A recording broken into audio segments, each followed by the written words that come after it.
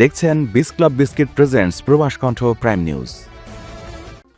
Malaysia জুড়ে অবৈধ অভিবাসীদের বিরুদ্ধে কঠোর অবস্থান নিয়েছে দেশটির ইমিগ্রেশন বিভাগ। রাজধানী কুয়ালালামপুর সহ দেশের 16টি স্থানে টানা 2 দিন ব্যাপী পরিচালিত সমন্বিত অভিযানে 503 জন অভিবাসীকে আটক করা হয়েছে। একই সঙ্গে দেশ জুড়ে বিদেশিদের অবস্থানের 200টিরও বেশি হটস্পট চিহ্নিত করে সেখানে আরও জোরালো অভিযান চালানোর ঘোষণা দিয়েছে কর্তৃপক্ষ। মালয়েশিয়ার ইমিগ্রেশন বিভাগের মহাপরিচালক দাতুক জাকারিয়া শাবান জানান, সোমবার পর্যন্ত পরিচালিত অভিযানে ইমিগ্রেশন বিভাগ, জাতীয় নিবন্ধন বিভাগ এবং অভ্যন্তরীণ বাণিজ্য ও জীবনযাত্রার ব্যয় বিষয়ক মন্ত্রণালয় সহ বিভিন্ন সংস্থার 876 জন কর্মকর্তা ও সদস্য অংশ নেন।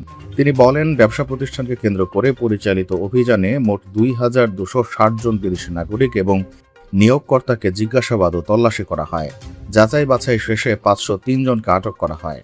প্রাথমিক তদন্তে আটক ব্যক্তিদের বিরুদ্ধে ভিসা বা পাসের অপব্যবহার, অনুমোদিত সময়ের বেশি অবস্থান, মেয়াদ উত্তীর্ণ পাস ব্যবহার এবং বৈধ ভ্রমণপত্র ছাড়া মালয়েশিয়ায় বসবাস সহ বিভিন্ন ইমিগ্রেশন আইন লঙ্ঘনের অভিযোগ পাওয়া গেছে বলে জানান মহাপরিচালক।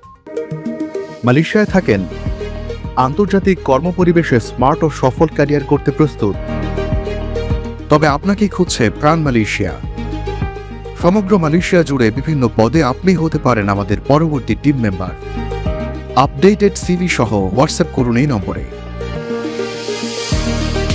তিনি আরও জানান, বিদেশি কর্মীদের নিয়োগের সঙ্গে সংশ্লিষ্ট 120 জন নিয়োগকর্তা এবং অভিভাবকের বিরুদ্ধে সমন জারি করা হয়েছে।